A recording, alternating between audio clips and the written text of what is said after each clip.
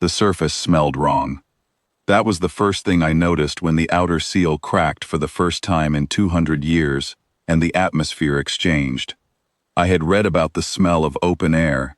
Every archivist below the second level had. But reading and breathing are different things.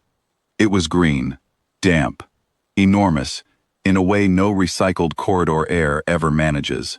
I stood at the top of the access ramp while my eyes adjusted to the light, and I understood for the first time why the founders had bothered to write the smell down. The plane above the archive was not the plane the founders had sealed below. That was the second thing. We had maps, of course. The survey division updates the surface cartography every decade from satellite relay, so I knew in the abstract that the Karen shelf above us was no longer an open steppe. What the maps do not prepare you for is the physical fact of a city that has been growing for 80,000 years. The towers were not visible from the access ramp. There were too many of them, and they were too close together, and they rose at an angle that made the sky between them feel like the bottom of a canyon.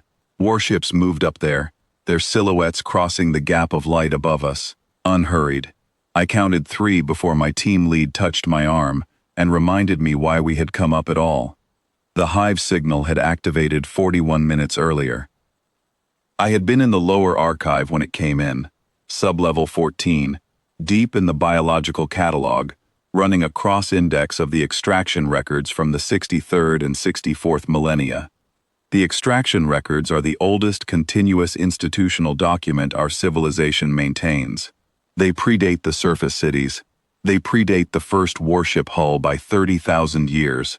They are, in the quiet judgment of everyone who has ever spent a career reading them, the reason anything else exists. The signal was not a surprise. We had been watching the hive's return trajectory for 600 years, triangulated from the resonance decay of the seed nodes they left behind, or rather, the resonance decay of the spaces where the seed nodes had been before we removed them. The distinction matters. The hive seeded this planet 85,000 years ago, during what they believed was a routine dormancy cycle. Biological anchor points embedded in the planet's lithosphere, designed to lie quiet for tens of thousands of years, and then pulse a wake signal when the hive's reclamation fleet returned to harvest the dormant colonial mass. A standard operation, by their accounting. They had done it to other worlds. The anchors go in, the fleet leaves, the centuries pass, the fleet comes back, the anchors pulse, and the planet's biosphere is consumed to feed the next cycle of expansion. What the hive did not account for was us. We were not supposed to be there.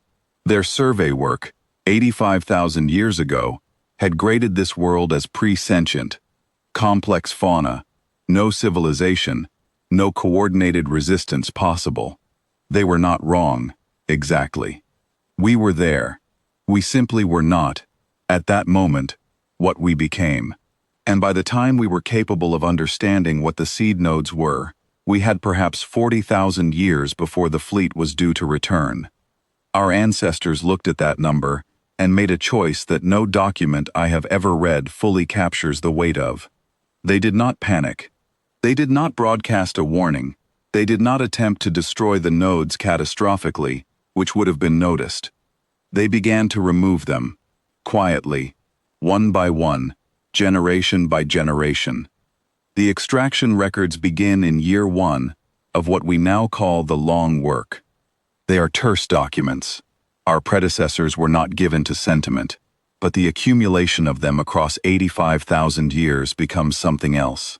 Each entry is a team, a location, a node designation, a date of extraction, a notation of biological containment, a signature. Some entries note complications. A few note losses, none of them note despair, because the people writing them had made their peace with the scale of the task before they picked up their tools.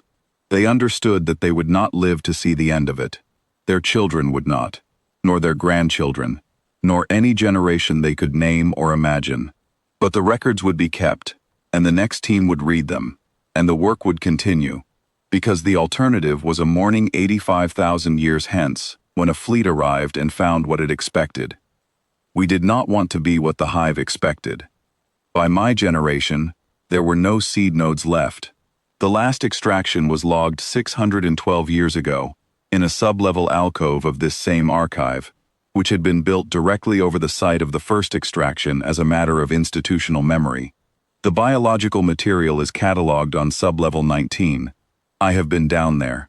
The containers are unremarkable. Standard containment columns, cool to the touch, labeled in a script so old it requires a translation index. What they contain is the evidence of 85,000 years of patience. Every piece of what the hive left behind, accounted for. Every anchor excised without triggering a response. Every generation that held the work without being thanked for it, because there was no one yet alive to do the thanking. I thought about those containers while I stood at the mouth of the access ramp and watched the first hive reclamation ships drop through the upper atmosphere. They were large, I will give them that. The telemetry we had been pulling for 6 centuries had given us their approximate mass and configuration, but mass and configuration do not convey the quality of something that size, moving that deliberately. They descended in a loose formation. 7 vessels in the primary wave, more behind them still in high orbit, and I could see from their approach vectors that they were already broadcasting on the seed node frequency, already sending the wake signal, already expecting the planet below to begin its conversion response. The planet below did not respond. Our surface uplink team had established the diplomatic channel 17 minutes before the outer seal opened. Standard protocol, the Archives Communication Division had been drafting the terms of this negotiation for 400 years, running them through every scenario modeling team could construct, revising them each generation as our knowledge of hive communication structure deepened. The document that went out over the channel that morning was the 400-year work of people who would never send it. That is the other thing the extraction records teach you. Most of the labor in a project like this is done by people who will not be present for the outcome. I was present for the outcome. That is an accident of birth, not merit. The hive fleet paused its descent at 11,000 meters. They had received the channel. They had received, with it, the documentation we sent alongside it.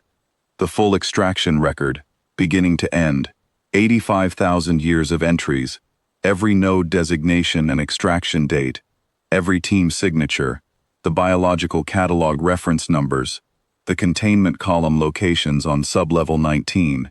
We sent it all. We wanted them to understand that this was not a lucky resistance. We wanted them to understand what they were looking at. The hive communication that came back was long by their standards. My team lead read the translation in silence, and then read it again. Then she handed the transcript to me. They had not known a pre-sentient world could do this. They had models for civilizations that fought, civilizations that fled, civilizations that attempted to destroy the seed nodes and triggered early harvest. They had no model for a civilization that found the nodes, understood them, and spent 85 millennia removing them one at a time without making a sound. The communication did not use the word for respect. Our translation architecture was not certain the hive had one, but it used a construction that the linguists on our team said was the closest equivalent. Something between acknowledgement and the revision of a prior assumption held for a very long time. The negotiation took 11 hours. I was not in the room for most of it.